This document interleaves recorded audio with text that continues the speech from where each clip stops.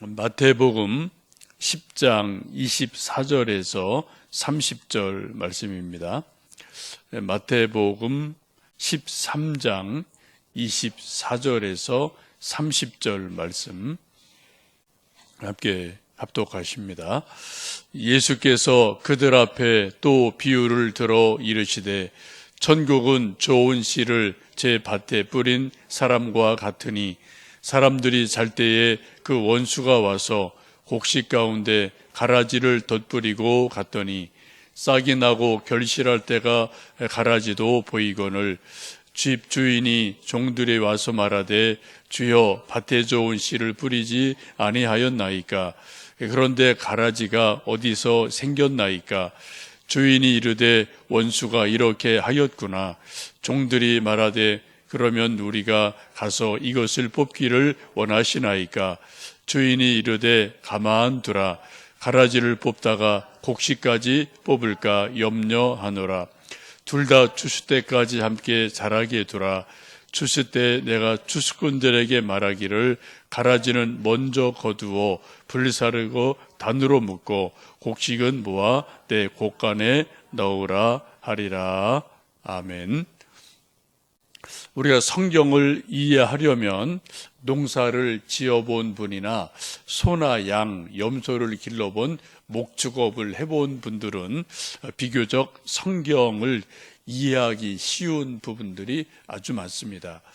구약도 그렇고 신약도 그렇고 적어도 2000년, 4000년 그 오래전에 농업, 목축업 하던 시대를 배경으로 쓴 것이기 때문에 훨씬 좀 이해하기가 쉽죠. 예수님 2000년 전에 비유하실 때도 주로 자연, 또 농사 짓는 것, 혹은 목축업, 양, 소, 무슨 나무 이런 것들을 많이 비유를 하셨습니다. 예수님 말씀하실 때, 비유 말씀하실 때 자동차나 비행기나 컴퓨터나 핸드폰이나 아파트나 이런 것으로 비유하시질 않았습니다. 그 당시에는 그런 것들이 존재하지 않았기 때문에 예수님 그 당시 유대인들이 언제 어디서나 보아도 알 수 있는 그런 주변의 것들을 가지고 비유를 하셨기 때문에 지금 농촌과 비슷한 상황들이 많이 있습니다. 함께 읽으신 말씀도 알곡과 가라지 비유인데 농촌에서 자란 분들은 좀 이 말씀이 그냥 척 하고 이렇게 들어오는 부분이 나름대로 있죠. 예수님 천국 비유를 또 말씀하실 때 이번에는 가라지와 알곡으로 비유를 하십니다. 천국은 좋은 씨를 밭에 뿌린 것과 같다라고 말씀합니다. 예수님 하나님의 말씀을, 생명의 말씀을 우리 사람들의 마음밭에 씨를 뿌리셨어요. 근데 어느 사이에, 밤 사이에 원수들이, 마귀가 와서 그 마음밭에 가라지도 뿌리고 갔다라고 말씀합니다. 처음에는 씨앗일 때는 잘 몰랐어요. 근데 쭉 자랄 때도 몰랐습니다. 결실할 때가 거의 가까워 보니까 종들이 보니까 그 알곡 가운데 가라지가 섞여 있는 것을 보고 이것을 뽑을까요? 언제 이런 일이 일어났습니까? 라고 주인에게 묻습니다. 말씀이 쭉 그런 거죠. 25절, 26절, 27절 말씀 다시 한번 읽어보실까요? 사람들이 잘 때에 그 원수가 와서 곡식 가운데 가라지를 덧뿌리고 갔더니 싹이 나고 결실할 때에 가라지도 보이거늘 집 주인의 종들이 와서 말하되 주여 밭에 좋은 씨를 뿌리지 아니하였나이까 그런데 가라지가 어디서 생겼나이까. 근데 종들이 와서 좀 곡물을 거두려고 보니까 밭에 여기저기 가라지도 섞여 있는 것을 보고 주인에게 말하기를 밭의 주인님이 처음 씨 뿌릴 때 좋은 씨를 뿌리지 않았습니까? 그런데 가라지가 언제 어디서 생겼습니까? 라고 질문을 하게 되죠. 그랬더니 28절 보시면 원수들이 이렇게 하였다라고 말씀하시면서 종들이 그럼 당장 가서 가라지를 뽑을까요? 그랬더니 지금 뽑다가는 곡식까지 뽑힐 염려가 있으니 나중에 뽑아라 라고 이 말씀을 하십니다. 이 말씀은 농촌에서 좀 벼농사를 지어본 분들은 이해가 아주 쉬워요. 저도 모내기 도와드린 적 있고, 또 추수해 본 적 있고, 옛날엔 다 이렇게 낫으로 이렇게 좀 허리 구부리고 다 이렇게 이제 낫으로 베어서 또 탈곡하고 또 말리고 이런 과정들이 다 있었고, 그런 것들 청년 때까지 도와드리고 해본 일이 많이 있습니다. 근데 이 농사 지을 때 여러 가지 문제 중에 하나가 소위 이제 벼 사이에 피라는 것이 이제 생기죠. 이 피와 벼는 생김새가 아주 비슷해요. 그래서 언뜻 봐서는 사실 잘 구분을 못 합니다. 근데 이것이 이제 피가 좀 자라서 거의 가을 돼서 추수할 때쯤 되면은 벼와 피가 이제 이게 조금 보면 딱 이제 구분이 돼요. 그래서 피살이를 한다고 그래요. 그래서 이제 좀 논 사이로 쭉 다니면서 그 이제 피 이삭 있는데 이렇게 뽑아내면은 이렇게 맨 위에 그것이 뽑혀서 이제 묶어서 이제 버리고 불태우고 하는 일들이 실제로 농촌에 있습니다. 지금은 모르겠는데 옛날에는 그런 일이 아주 흔한 일이고 이제 추수하기 전에는 꼭 하는 일이었습니다. 피와 벼는 비슷한데 이제 조금 다른 점이 이런 것들이 있어요. 벼는 이게 포기가 이제 이렇게 쭉 자라서 이렇게 위로 이렇게 쭉 자라는데 이렇게 한 포기가 이렇게 자라지 않습니까? 근데 그 사이에 이제 피, 씨가 섞여 있다 같이 자라면 이렇게 자라는데 그 옆으로 조금 삐지는 그런 경향이 있고요. 또 벼 밑둥은 좀 회색이죠. 좀 검은 회색입니다. 볏짚 보시면은. 근데 피는 좀 붉은색을 띠는 경향이 있습니다. 또 벼 밑부분 보면 좀 거칠거칠해요. 이게 볏짚이죠. 거칠거칠하죠.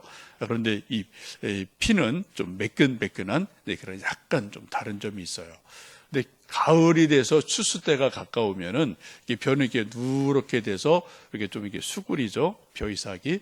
근데 피가 조금 더 키가 큰 거 대부분 보면 조금 더 이렇게 웃자라는 것이 있어서 조금 보면은 저게 피구나. 또 생긴 것 조금 검게 생긴 부분이 있죠.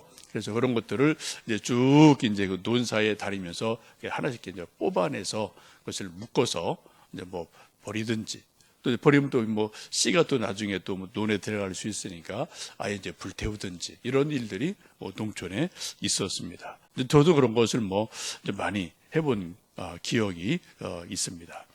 근데 이 피를 아직 막 자랄 때 피다 하고서는 이 피를 뿌리째 뽑으면은 요 뿌리까지 여기 뿌리가 막 엉켜 있으니까 요 벼 뿌리까지 뽑히는 일이 있어요. 실제로 그렇습니다. 그래서 이것을 좀 쉽게 뽑다 보면은 아예 벼까지 뽑히는 경향이 있어서 좀 가을이 되었을 때 피 윗부분만 이렇게 뽑아내는 것, 이렇게 솎아내는 것, 이것이 더 효과적인 일들이 있죠. 오늘 예수님도 그런 말씀을 하시죠. 29절 말씀 보시면 주인이 이르되 가만두라. 가라지를 뽑다가 곡식까지 뽑을까 염려하노라. 둘 다 추수 때까지 함께 자라게 두라. 추수 때에 내가 추수꾼들에게 말하기를 가라지는 먼저 거두어 불사르게 단으로 묶고 곡식은 모아 내 곡간에 넣으라 하리라. 하나님의 때가 있다는 거예요. 그래 하나님의 때가 되면은 추수한 일꾼들에게 말하기를 가라지는 언제요? 먼저 솎아내서 불살라서 없애버리고 그리고 곡식들은 잘 모아서 어디에요? 내 곡간에 주인의 곡간에 하나님의 곡간에 이 곡식들은 또 잘 이렇게 좀 넣어두어라라고 말씀을 합니다. 영적 이치도 비슷하다는 거죠. 하나님이 우리의 마음밭에 늘 하나님의 말씀의 씨를 뿌려줘요. 복음의 씨를 뿌려줍니다. 하나님 생명의 말씀을 진리 말씀을 늘 우리에게 뿌려주셔요. 우리가 성경 읽을 때 있고 개인적으로 큐티할 때 있고 또 새벽에처럼 말씀 전하고 말씀 듣고 또 주일마다 예배드리고 설교 말씀 전하고 듣고 뭐 이런 일이 매주 우리 신앙생활의 반복 아닙니까?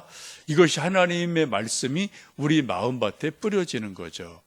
그런데 어느새 우리 마음속에 늘 하나님 열심히 믿는 믿음, 뜨거운 마음, 하나님을 철저히 믿는 믿음, 뭐 믿음, 소망, 사랑 이런 것으로 가득 차면 좋은데 우리가 믿음 생활 하다 보면은 어느새 하나님 정말 계신가? 하나님 정말 내 기도 들으시나? 왜 일이 안 되지? 하나님 이거 믿는 거 이거 뭐 소용없는 거 아니야? 헛일하는 거 아니야?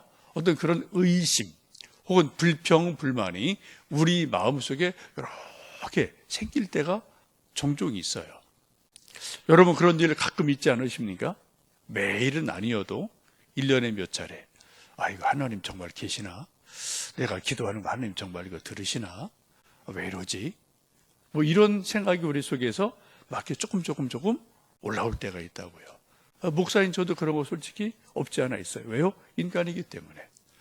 왜 그렇습니까? 오늘 말씀 보시면 밤에 잘 때 어떻게 원수들이 가라지를 덧뿌리고 갔다라고 예수님이 말씀을 하세요.